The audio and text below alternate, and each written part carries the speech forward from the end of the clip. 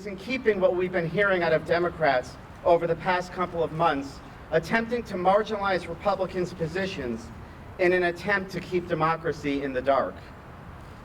We've been called extremists and science deniers.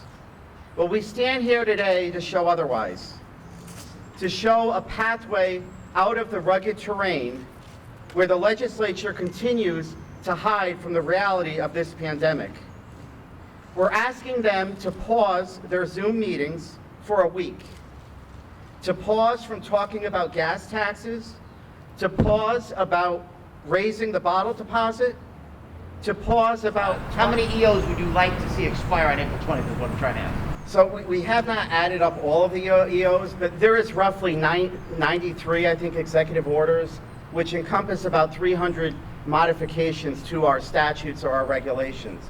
And so we actually, House Republicans, have prepared a document that goes through every single executive order and makes recommendations on how we think those orders should either expire or be codified or be continued as an executive order as a temporary measure. And we ask for this process to be codified, since despite requests, the governor and the Democrats have refused to sit down with us in a meeting to have this discussion. Well, I think when we put forth good ideas, I mean, I'd like to hear why they're going to reject our position on things. You know, it's very disappointing that after an election cycle, the R&D is really supposed to go away and you represent the people of Connecticut. And so for Marty Looney to continue to suggest that Republican elected officials, who by the way represent Republicans, Democrats, and unaffiliated voters, somehow should be ignored and they know better, is very dangerous for the state of Connecticut. It was a disappointing remark, and we are going to continue through this process, and hopefully some common sense will come to the table. You know, we certainly, where we find common ground, we get it, and I think we will continue to work toward finding common ground. There is no question that each party has been polarized on this particular issue. The Democrats would rather work in the dark and secret. We would like a little bit more transparency. Hopefully we'll come together and find a middle ground.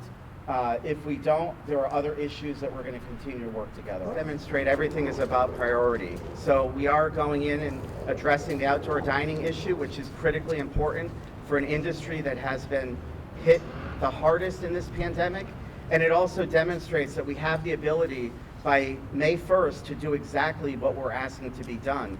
Go through the rest of these executive orders and determine which ones need to be codified. Because back in September, I expected that we would have gone in January to address the issue like so many of the group of 10. I think Mary Abrams specifically had said in September, our first priority is going to be to address the executive orders. January comes, we requested that to happen, it didn't happen, and we saw another extension.